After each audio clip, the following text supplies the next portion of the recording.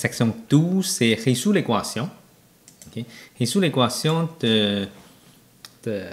des fonctions trigonométriques, c'est quand même assez compliqué parce que des fois, on peut avoir plusieurs réponses et des fois, on peut avoir juste certaines réponses et certaines réponses sont rejetées.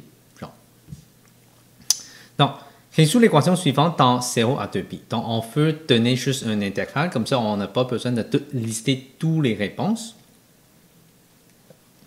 Première chose à regarder, c'est que c'est toujours faut factoriser. Okay? Il faut toujours utiliser toutes les techniques de factorisation qu'on a appris en secondaire 4 pour résoudre les équations de fonctions trigonométriques. Dans ce cas-là, ici, c'est une différence de carré. Okay? Différence de carré, comment on sépare? Ça donne 2 cos θ moins 1, puis 2 cos θ plus 1, qui est égal à 0. Une fois factorisé, chaque facteur, on met ça égal à 0. Donc, le premier, ici, 2 cos θ moins 1 égale à 0. Donc, on va résoudre c'est quoi mon x avec ça. Donc, on met le moins 1 dans l'autre côté, ça donne 1 sur 2. Donc, cos θ égale 1 sur 2. Cos θ égale 1 sur 2, avec le cercle trigonométrique, on peut savoir c'est les coordonnées de x. Et puis, θ qui est égal à 2pi. Oups, non. C'est pi sur 3. Et aussi, θ égale à 5pi sur 3. Parce que tout ça, c'est entre 0 à 2pi. Okay? Donc, on a deux réponses pour ça. Puis l'autre facteur. Okay? Donc, on a deux. Donc, l'autre, c'est 2 cos θ plus 1 qui est égal à 0. Donc, on va avoir cos θ qui est égal à moins 1 sur 2.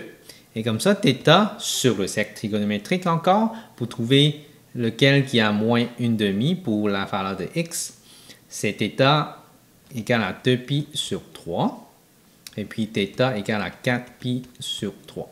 Donc, la réponse qu'on va avoir ici, c'est que, solution, on énumère, donc on utilise les accolades. Donc, on met ça toujours en ordre croissante. Pi sur 3. Et puis 2pi sur 3. Et puis 4pi sur 3. Et 5pi sur 3. OK? Donc, ça, c'est les solutions de cette équation. Donc, si on regarde pour le deuxième ici, encore là, il faut factoriser, mais on a déjà factorisé parce qu'on a déjà deux facteurs. Là, ça, c'est pour résoudre dans R. Donc, il faut que je liste toutes les réponses. Donc, on a déjà deux facteurs, le premier et le deuxième. Donc, le premier, c'est que 3 sinus θ moins 1 qui est égal à 0.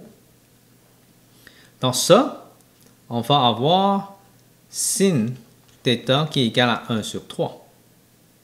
Avec ça, on utilise calculatrice. Donc, θ égale à sin moins 1 de 1 sur 3, ce qui est égal à 0,34. Ça, c'est le premier. Le deuxième, okay, c'est θ égale à pi moins 0,34, parce que ça, c'est la fonction sinus.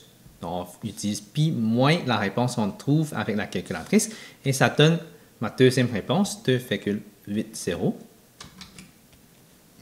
Donc, on a ça ici, et on a ça ici. Et puis, c'est quoi la période? Parce qu'on a besoin de tout lister. Donc, on utilise la période pour lister tous les valeurs. Période, c'est 2pi sur valeur absolue de pi.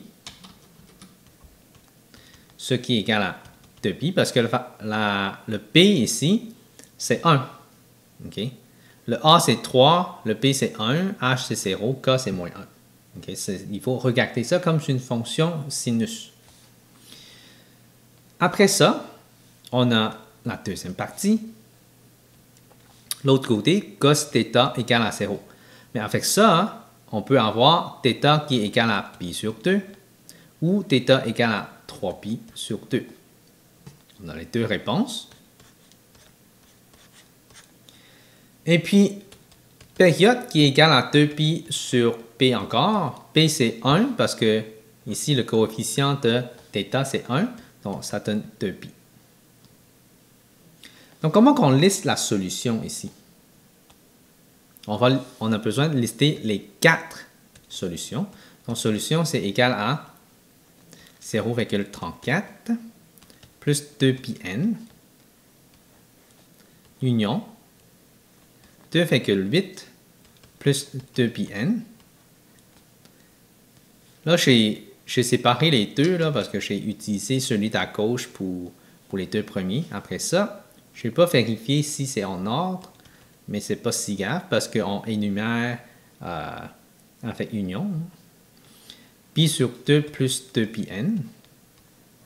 Mais c'est toujours préférable de mettre ça en ordre croissante. C'est pas une nécessité, mais bon. Ça fait ça. Ça, c'est les réponses de cette équation. Là, rendu là, on va faire résoudre l'inéquation. Bon, résoudre l'inéquation, c'est... encore là, pour résoudre les équations, il faut pratiquer plus. Hein? Juste pour vous dire, il faut absolument pratiquer beaucoup plus. Okay? Parce que ça peut arriver des équations qui peuvent avoir 7 réponses ou 9 réponses ou même plus. Mais pas énumérer toutes avec période, mais vraiment de trouver chacun. Okay? Donc, il faut vous pratiquer pour avoir plus d'idées comment que les profs peuvent poser comme question. Donc, il y a toujours des cahiers d'exercices à faire. Là. On peut toujours pratiquer plus. Donc, résoudre l'inéquation. Donc, si vous ne trouvez pas d'autres exercices, juste à m'envoyer un courriel ou me poser une question sur question maths, je vais vous trouver des exercices à pratiquer si vous avez la misère. Résoudre l'inéquation ici. Bon, on a besoin de, personnellement, encore là, je mets un côté égal à 0 et puis je résous ça comme si je cherche les signes de la fonction, donc positif ou négatif. Dans ce cas-là, ici, je mets le 3 dans l'autre côté. Donc, j'ai 2 sinus pi sur 6, x moins 2, plus 4 moins 3, ça donne plus 1, donc plus grand que 0. Là, il faut que je regarde, parce que là, ça veut dire que je cherche positif. OK? Là, il faut que je mette ça égal à 0, parce que je veux résoudre les zéros.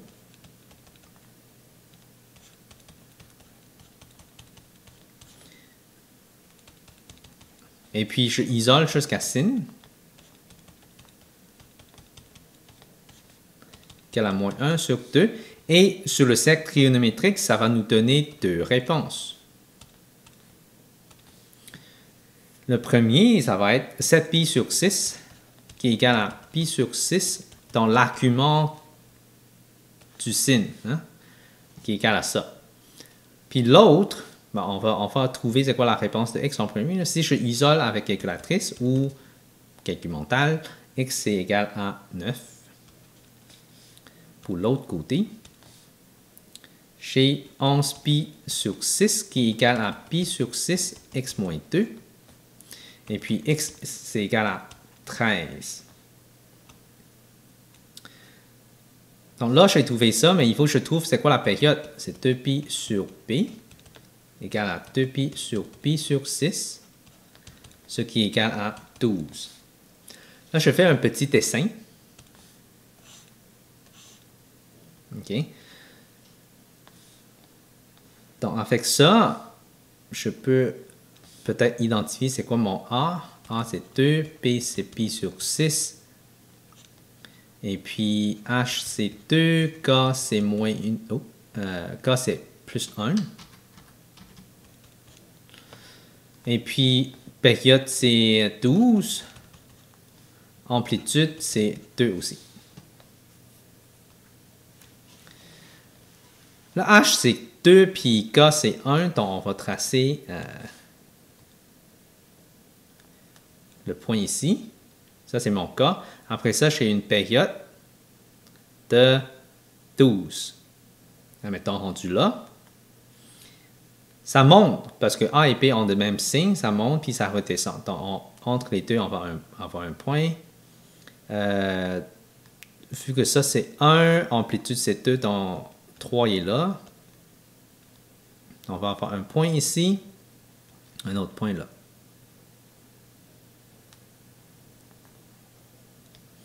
OK, donc ça, c'est une période. Donc, c'est sûr que ça continue, là.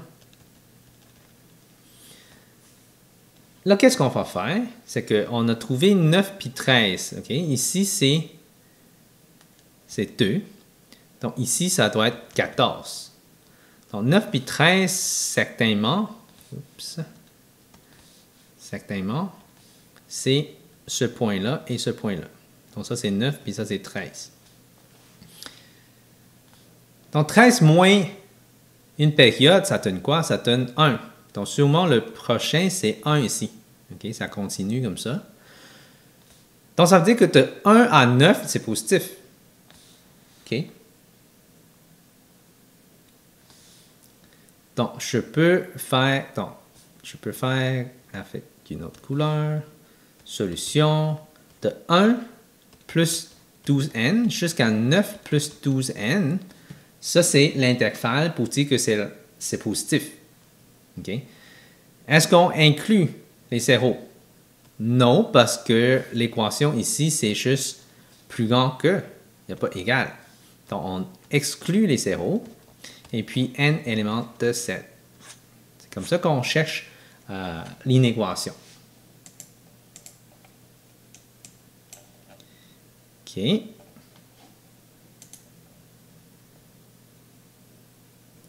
Là, on va faire un autre. Mais celui-là, c'est avec cosinus. Et sous l'inéquation suivante, encore là, je mets un côté égal à 0. Donc, c'est la même technique. C'est pour ça que je ne donne pas trop d'exemples sur une fonction. Je vais utiliser d'autres fonctions pour vous montrer, mais ça donne la même genre de technique. Juste à suivre les étapes. Là. Plus 7 moins 6, ça donne plus 1, plus petit ou égal à 0. Donc, maintenant, je cherche négatif incluant les zéros. Premièrement, mettre ça égal à 0.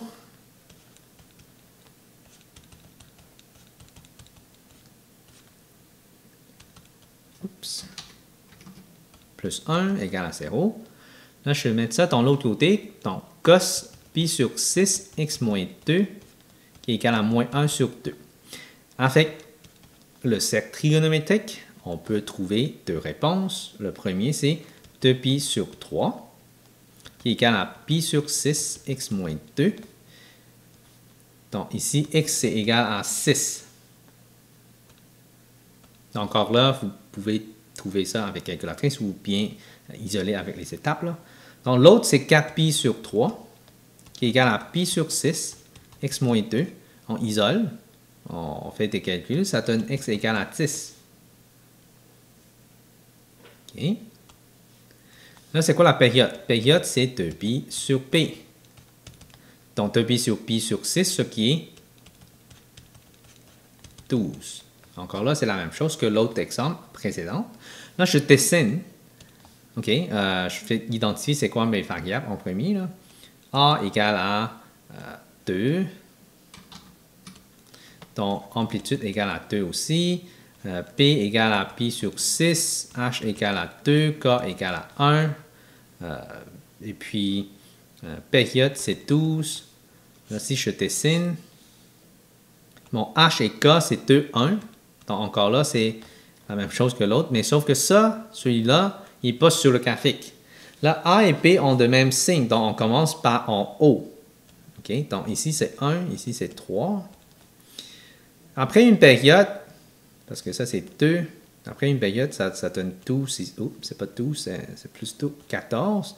On va avoir un autre point. Puis l'autre, ça va être ici. Quelque chose comme ça. Donc, 6 et 10, c'est déjà entre les deux. Hein? Donc, entre les deux. Donc, 6, sûrement c'est ici. 10, c'est sûrement c'est là. Donc, on veut chercher plus petit ou égal à 0. Donc, c'est entre 6 et 10. Donc, on a déjà la réponse. Je n'ai pas besoin de tasser une période pour chercher une autre valeur. Donc, la solution, c'est... Donc, vu qu'il y a égal, on inclut les zéros. Donc, 6 plus 12n jusqu'à 10 plus 12n. N éléments de 7. OK.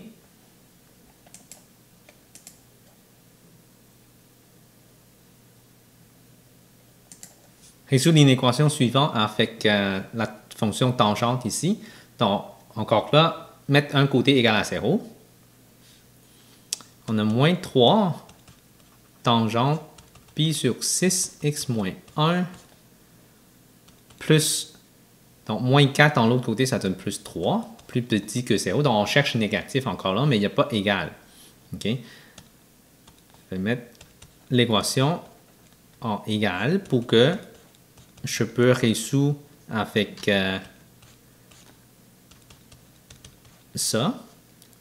Là, plus 3 dans l'autre côté, ça donne moins 3 divisé par moins 3, ça donne 1. OK? Donc, tan de pi sur 6x moins 1, ça donne 1. Donc, on va avoir seulement une réponse. Donc, je vais continuer à résoudre ici. Pi sur 6x moins 1, il va avoir pi sur 4. Mais avec pi sur 4, si on isole, x, ça doit être donné à 5 sur 2. Okay, 5 demi. Et puis, c'est quoi la période? La période ici, c'est pi sur p. Hein? N'oublie pas, c'est pi et non 2pi. Parce qu'on cherche seulement moitié d'une période sur le cercle trigonométrique. Okay? Donc, pi sur p. Le p, c'est pi sur 6. Donc, pi sur 6. Et ça donne 6 comme période. Là, il faut que je dessine. Je fais un petit dessin. H et K. C'est quoi H et K? Donc, H égale à 1, K égale à 3. Mon A, c'est négatif. Mon P, c'est pi sur 6. OK? Donc, A et P ont le signe contraire. Donc, c'est décroissante. Et H, c'est 1, K, c'est 3. Donc, ici, à peu près. C'est quoi mes asymptotes? Vu que la période, c'est 6. Okay? Moitié d'une période, c'est 3. Donc, si ici, c'est 1, ça veut dire que ça doit être ici moins 2. Hein? Moins 2, on va avoir une asymptote. À 4, on va avoir une asymptote aussi. Okay? Et puis, ça descend. Okay? Si ça descend, ça veut dire que ça va faire ça comme ça. Okay? On va avoir plusieurs. Okay? Et puis d'autres asymptotes après. T'sais. OK. Donc, avec ça, on peut chercher négatif. Hein? Négatif, c'est, on a déjà trouvé 5 demi. 5 demi, c'est exactement 2,5. Donc, on va dire que c'est à peu près ici, ce point-là.